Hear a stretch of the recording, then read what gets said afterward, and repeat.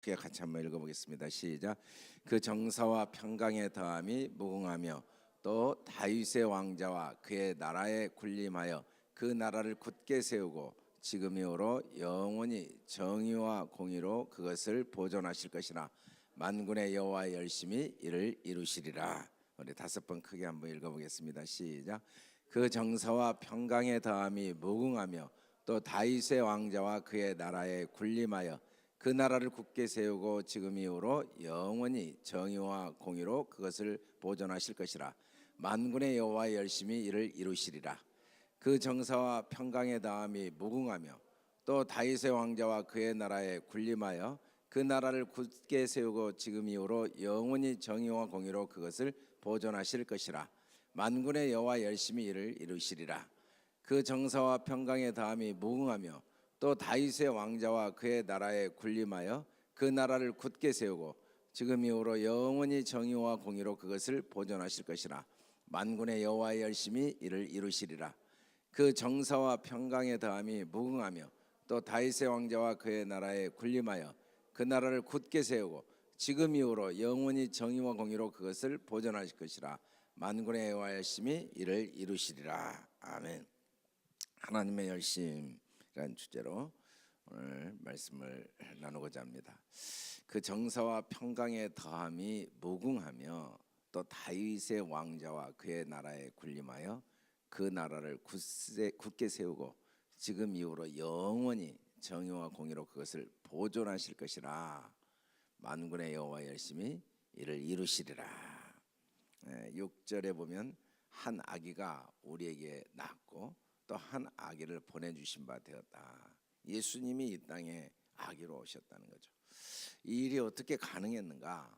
만군의 여호와의 열심으로 이게 가능했다는 거죠. 하나님이 어떻게 인간의 몸을 입으시고 이 땅까지 낮아지시는 일을 하실 수 있을까?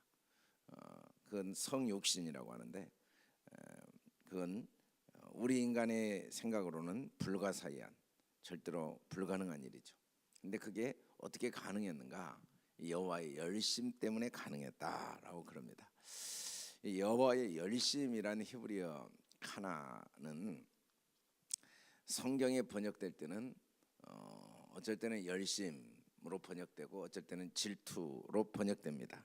똑같은 카나를 그래서 하나님의 열심, 하나님의 열심은 하나님의 질투도 됩니다. 그래서 우리가 성경에 자주 하나님이 질투하시는 분이다라고 이야기할 때 그 단어는 카나, 전부 히브리어로 카나를 사용하고 있는데 우리가 생각하는 인간적인 질투를 말하는 게 아니고 하나님의 열심을 말하고 있습니다. 번역상 이제 똑같은 카나를 어떨 때는 열심으로 어떨 때는 질투로 번역을 했죠. 특히 그 영어 성경에는 다 똑같이 질 또는 질러시로 똑같이 영어 성경에는 나왔지만 한글 성경에는 열심, 질투라고 이렇게 번역을 따로 다르게 할 때가 있습니다. 여기 여호와의 열심도 카나인데 예를 들면 오늘 말씀은 카나를 여호와의 열심으로 번역했죠. 또 이사야 37장 32절에서 똑같이 만군의 여호와 열심히 이스라엘의 구원을 이루시리라. 이때도 카나인데 또 63장 15절에 주의 열성과라고 나왔지만 이것도 원래 히브리어로는 카나입니다. 주의 능하신 행동이 이제 어디에 있나이까? 주의 베푸시던 간곡한 자비와 긍휼이 내게 그쳤나이다. 주의 열성, 이때도 카나입니다. 또 69편 9절에 주의 집을 위하는 잘못된 열성이 나를 열심, 이것도 질투, 이 질러스로 영어는 나와 있고 카나죠. 또 열왕기하 1장 19절에 남은 자는 예루살렘으로부터 나올 것이요 여호와의 열심히 일을 이루리라. 사무엘하 21장 이제 사울이 이스라엘과 유다 족속을 위하여 열심히 있어서 이때의 열심은 카나입니다. 이 인간의 어떤 질투가 아니고 기브온 사람을 죽였어요. 이 기브온 사람을 죽인 것은 하나님의 열심이었다. 똑같은 카나를 질투로 번역한 건 이제 하나님의 성품을 주로 이야기할 때, 나 내 하나님 여호와는 질투하는 하나님이다. 이때도 카나죠. 너는 다른 신에게 절하지 말라. 여호와는 질투라 이름하는 질투의 하나님이다. 비나스가 나의 질투심으로 질투하여 이스라엘 자손 중에서 나의 노를 돌이켜서 내 질투심으로 그들을 진멸하지 않겠다. 그들이 다른 신으로 그 하나님의 질투를 일으키며 가증한 것을 그의 진노를 격발하였도다. 내 하나님 여호와는 소멸하는 불이시요 질투하는 하나님이시니라. 다 단어가 똑같이 카나입니다. 영어로는 질러시로 나와 있는데, 하나님의 열심, 그 말은 다른 말로 하면 성경에 하나님의 질투로 나와 있죠. 특히 출애굽기 34장 14절에 보면 너는 다른 신에게 절하지 말라. 여호와는 질투라 이름하는 질투의 하나님이라. 하나님의 이름이 뭔가, 하나님의 이름이 많이 있는데 하나님의 이름이 질투다라고 분명하게 이야기를 하시죠. 우리가 흔히 말하는 십계명, 이 십계명, 하나님이 우리에게 주시는 이 십계명의 가장 핵심도 하나님이 질투하시는 분이라는 것을 기억하라는 겁니다. 근데 하나님은 죄가 없습니다. 죄의 그림자도 없다고 그랬습니다. 하나님이 질투하신다라고 할 때 인간의 본성, 죄성 속에 있는 시기, 이 시기와 질투, 이 질투를 의미하는 게 아니죠. 그래서 우리가 성경을 읽을 때 이 하나님의 질투, 카나를 읽을 때는 하나님의 열심을 우리가 이해하고 있는 단어로 지금 표현하고 있는 겁니다. 구체적으로 그 의미는 하나님께 속한 소중한 것들을 지키시고 보호하시며 성취하시는 하나님의 거룩한 열심을 질투라고 항상 표현하죠. 내 소유, 우리가 자기 소유를 절대로 빼앗기지 않고자 하는 그 열심, 그걸 반드시 보호하고 성취하고자 하는 그 마음의 열정, 열망이 사람들에게 어느 정도 있느냐에 의해서 결과가 달라진다고 합니다. 근데 하나님은 하나님께 속한 소중한 것을 지키시는 것, 또 보호하시고 성취하시는 그 하나님의 열심이 어느 정도인가? 그러니까 하나님의 이 열심이 하나님만큼 크다는 거죠. 나는 질투한 하나님이다. 나는 질투다. 하나님의 질투와 하나님은 동급이에요. 하나님은 자기 것을 보호하시는 열심이 하나님만큼 크고 그걸 지키시고 성취하시는 게 하나님만큼 크다는 거죠. 그래서 우리가 어떻게 하나님이 인간으로 오실 수 있는가? 우리가 어떻게 하나님이 하늘 영광을 버리고 그 육신의 몸을 입고 아기의 모습으로 낮아질 수 있는가? 어떤 분이 인간이 지렁이가 되는 것보다 더 낮아지신 것이다. 이게 예수님이 이 땅에 오신 건데, 다른 말로 하면 도저히 우리가 어떤 단어로도 설명을 할 수가 없고 우리가 이해할 수가 없죠. 하나님의 사랑을 이해할 수도 없고 또 우리가 느끼기에는 하나님의 사랑이 너무 크죠. 이 땅까지 오신 우리는 나의 작은 유익도 또 나의 작은 권리도 포기하기가 어렵습니다. 사실은 내 것도 아닌데도 포기하기가 어렵죠. 근데 자기 것을 포기하는 건 얼마나 어렵겠습니까? 우리 지난번에 그 이영표 선수가 월드컵을 앞두고 부상을 당했을 때 하나님께 기도했을 때 하나님께서 나를 위하여 월드컵을 포기할 수 있겠느냐라고 물어봤을 때 제가 하나님을 위해 이 월드컵 출전을 포기하겠습니다. 그 월드컵 출전 포기하는 게 사실은 크다고 보면 크고 사실은 별거 아니죠. 근데 그것도 포기하기가 그렇게 어렵습니다. 그런데 어떻게 하늘 영광을 다 포기할 수 있겠습니까?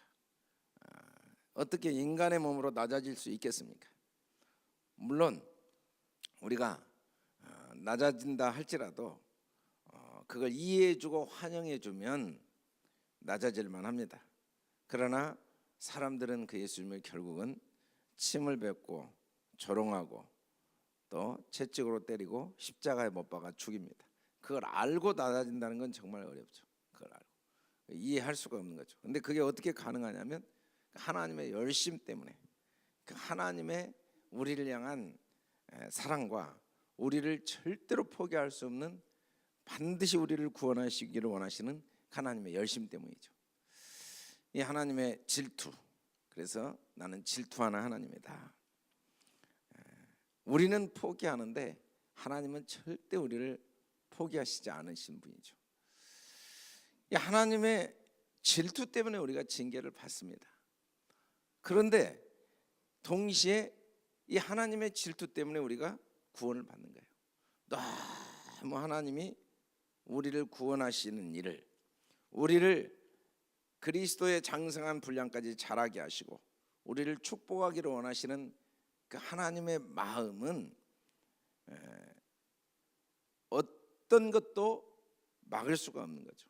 우리를 향한 하나님의 사랑, 우리를 향한 하나님의 소원, 우리를 반드시 하나님의 모든 약속의 복을 받게 하기를 원하시는 그 하나님의 마음은 그 무엇으로도 막을 수가 없죠. 그래서 징계를 하시는 거예요. 아프지만. 욥과 같이 엄청난 고난을 당하는 모습을 볼 때 하나님을 이해할 수가 없지만, 하나님은 성취하기를 원하시는 그 간절한 열정, 그 열심이 너무 크기 때문에 하나님도 그 욥의 고통에 함께 참여하시고 고통스러우시면서도 욥을 그 고난 가운데 두셨던 거죠. 아브라함을 그 고난 가운데 두셨던 거죠.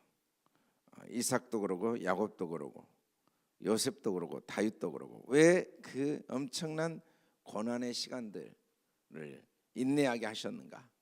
하나님은 우리를 향한, 우리의 삶 속에 하나님이 계획하신 그 우리를 향한 축복을 성취하시기를 원하시는 그 하나님의 마음이 너무 크기 때문에 막을 길이 없는 겁니다. 민수기 25장 11절에 비느하스가 나의 질투심으로 질투했어요. 비느하스가 하나님께서 이방 여인과 간음하는, 모압 여인과 간음하는 자들을 징계하시기를 원하실 때 그 하나님의 질투심을 가지고 아무 생각 없이 이방 여인을 데리고 진중에 들어오는 그 여인과 그 사람을 창으로 배를 찔러서 등까지 나오게 합니다. 인간적으로 보면 너무 잔인하죠. 어떻게 저렇게 잔인하게 죽일 수 있는가? 그러나 그 자기 백성이 거룩하기를 원하시는, 그 죄에 물들어 버리고 그리고 그 죄로 인해서 하나님의 심판을 자초하는 그런 결과를 초래하기를 원치 않으시는 하나님의 열심이 그 안에 있었기 때문에 자기 동족이고 사랑하는 사람이었지만 그렇게 잔인하게 죽였죠. 그렇게 잔인하게 죽이는 것을 하나님 뭐라고 했냐면 나의 질투심으로 질투하여 이스라엘 자손 중에서 나의 노를 돌이켜서 내 질투심으로 그들을 진멸하지 않겠다. 하나님의 질투심으로 그 죄를 비느하스가 징벌함으로 우리가 고난을 당합니다. 우리가 죄를 지을 때 그로 인해서 대가를 지불해야 할 때가 있습니다. 때로는 많은 죄를 짓고도 형통한 사람들이 있습니다. 그걸 보고 부러워하는 사람들도 있죠. 그러나 사실은 그게 가장 큰 저주라고 로마서 1장에서 말씀합니다. 하나님의 가장 큰 저주가 무언가? 하나님이 그 상실한 마음대로, 그 죄악된 마음대로, 교만한 마음, 거짓된 마음, 이기적인 마음, 더러운 마음, 악한 마음, 어리석은 마음대로 살도록 버려두는 것, 이게 제일 큰 저주입니다. 우리가 하나님 앞에, 말씀 앞에, 진리 앞에 서 있지 않는데도 내 영혼이 괴롭지 않은 거예요. 내 마음이 답답하지도 않고 또 또 어려움이 오지도 않고 그에 따른 고난이 오지도 않아요. 그러면 우리는 야, 참 운이 좋다, 재수가 좋다, 다행이다 라고 착각할 수 있는데 그보다 큰 저주가 없는 거죠. 우리가 예수를 믿고 하나님의 은혜를 받는다는 것은 작은 일이라도 우리가 하나님의 진리 안에서 벗어났을 때 그게 예민하게 감지되어지는 것, 그게 가장 큰 축복입니다. 진짜 축복이 뭔가? 진짜 축복이 눈에 보이는 환경과 상황이 바뀌는 게 아니고 내가 하나님 앞에 예민하게 변화되는 거죠. 비느하스처럼 하나님의 질투심이 내 안에 내 성품이 되는 거죠. 그래서 작은 죄 앞에도 하나님 앞에 진실하게 회개하고, 그리고 하나님이 얼마나 나를 위하여 자기 모든 영광을 버리고 이 땅까지 오신 그 하나님의 사랑과 하나님의 우리를 향한 계획과 우리의 삶 속에 하나님이 약속하신 그 축복을 성취하기를 얼마나 간절히 원하시고 반드시 이루신다는 이 확신, 이 믿음, 이 소망, 이게 가장 큰 축복입니다. 우리는 우리 인생에 대해서 기대도 하지 않고 소망도 하지 않고 그렇게 살아가는 걸 당연하게 생각할 때가 있습니다. 오히려 기대한다는 게 말도 안 되고 소망을 갖고 뭔가 이 마음의 소망을 갖고 살아간다는 건 어이가 없는 일이라고 생각될 때가 있습니다. 그러나 그것은 가장 저주받은 마음입니다. 그게 사단이 준 마음이죠. 하나님이 우리에게 주시는 마음은 성령이 우리 안에 우리 마음을 주장하시면 우리가 애언을 하고 환상을 보고 꿈을 꾸게 돼 있습니다. 왜? 하나님이 그 일을 이루시니까. 어떤 어려운 상황에서도 하나님이 그 일을 이루시리라는 확신 가운데 우리가 하나님의 비전을 갖고 살아갈 수가 있는 거죠. 우리는 하나님의 열심이 우리 열심이 돼야 됩니다. 우리 열심. 이 비느하스가 하나님의 열심을 갖고 살아간 것처럼 신앙의 제일 중요한 요소 중에 하나가 바로 열심이에요. 다른 말로 하면 열정입니다. 열정을 가지고 해야 돼요. 하나님이 우리가 열정을 갖고 하기를 간절히 원하시는 건 그게 하나님의 성품이니까. 대충 적당 뭐 하면 하고 안 하면 안 하고 뭐 되면 되고 말면 말고, 하나님이 그런 마음을 가장 안타까워하고 슬퍼하시죠. 그게 마귀가 준 마음이죠. 하나님의 마음은 우리가 항상 열정적으로 열심으로 절대로 뒤로 물러서지 않고 포기하지 않는 거예요. 비느하스처럼 내가 아무리 힘들고 어려워도 이 하나님의 열심을 포기하지 않으리라, 그런 간절한 소원을 갖고 살아가기를 원하시는 거죠. 신앙생활하면서 우리는 우리의 싸움의 실체를 정확히 알아야 돼. 우리 싸움의 실체는 혈과 육, 사람과 상황이 아니에요. 혈과 육이다 이 말은 눈에 보이는 게 절대 아니에요. 보이지 아니하는 악한 영, 사단과의 싸움이에요. 우리의 싸움은 절대로 혈과 육이 환경과 상황과 사람이 아니에요. 누구 때문에 무엇 때문에 어떤 상황 때문이 아니에요. 그 배후의 역사는 악한 영, 어둠의 권세, 사단과의 싸움이라는 걸 항상 인식해야 돼요. 그래서 우리는 내가 다쳐도 사단에게만은 질 수 없다. 내가 아무리 고통스럽고 아무리 힘들고 아무리 고난이 오고 정말 어떤 어려움이 와도, 아무리 억울하고 아무리 괴롭고 아무리 내가 감당하기 어려워도 그래도 사단에게만은 질 수 없다. 그런 열심이 있어야 돼요. 우리가 가져야 될 첫 번째 열심은 하나님의 사랑을 신뢰하고 하나님의 말씀에 귀를 기울이고 하나님께 돌아가는 겁니다. 이보다 더 중요한 건 없어요. 아무리 우리가 문제가 많은 똑같은 죄를 지은 유다는 자살했죠. 결국은 혈과 육으로 싸운 거예요. 그보다 더 하나님 앞에 큰 죄를 지은 베드로는 회개했습니다. 회개. 하나님의 열심으로 회개했어요. 우리는 어떤 경우에도 하나님께 나와야 돼요. 그리고 하나님의 음성에 귀를 기울여야 돼요. 마귀가 주는 음성을 절대로 들으면 안 돼요. 하나님이 목마른 자들아 물로 나오고 돈 없는 자도 와서 사 먹되 돈 없이 값 없이 와서 포도주와 젖을 사라. 하나님의 은혜죠. 이 포도주와 젖은 하나님의 은혜를 의미하고 있죠. 너희는 귀를 기울이고 내게로 나와 들으라. 너희 영혼이 살리라. 내가 너희를 위하여 영원한 언약을 맺으리니 곧 다윗에게 허락한 확실한 은혜니라. 하나님 우리에게 확실한 은혜를 베풀어 주세요.